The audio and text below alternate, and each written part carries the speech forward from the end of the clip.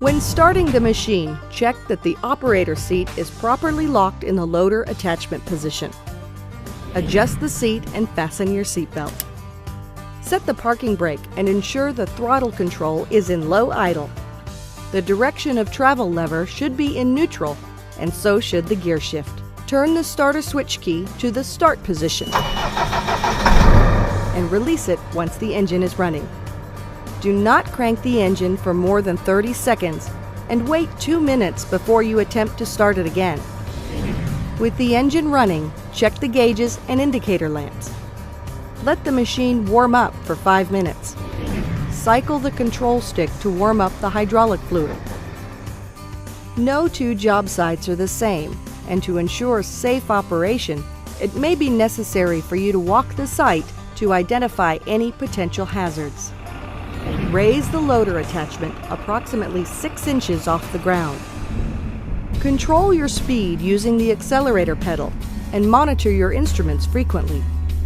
This backhoe is equipped with ride control. Activating this stabilizes the machine for travel over rough terrain. Some backhoes have the option of operating in 2-wheel drive or 4-wheel drive, as well as 2-wheel and 4-wheel steering. Please refer to the operator's manual for your machine's capabilities.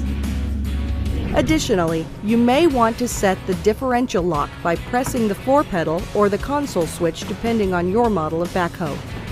This is particularly useful when the wheels have insufficient grip. At times, it may be necessary to traverse a slope. You should first attempt to locate an alternate route. If none exists, then the machine's stability can be increased by swinging the backhoe attachment upslope and lowering the downhill stabilizer. This will move the machine's center of gravity away from the downhill wheels, thus increasing stability. When performing this maneuver, be alert to avoid striking ground objects. Always traverse a slope slowly. Traveling fast over rough sloping ground can cause the machine to bounce and rock from side to side, which in turn increases the chances of a rollover. Prior to transporting the backhoe, you must know the height and weight of your machine and make sure the truck and trailer are properly sized. Make sure the parking brake is functioning properly.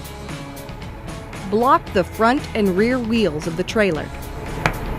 Also, make sure the trailer is cleared of ice, snow, or grease. Slowly drive the machine onto the center of the trailer for maximum stability. Apply the parking brake and move the direction of travel lever to the neutral position. Stop the engine. Engage the hydraulic lockout switch if the backhoe is so equipped, and move all hydraulic control levers to relieve any trapped pressure.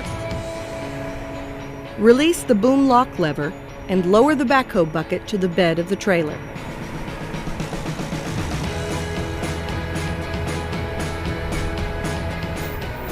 Use 6 chains to fasten the machine to the trailer. Attach the chains to the lifting and towing eyes of the machine and diagonally across to the tie-down anchors of the trailer. Also, chain the bucket to the trailer using the same method. Finally, measure the distance from the ground to the highest point of the machine to ensure compliance with height regulations along the transport route.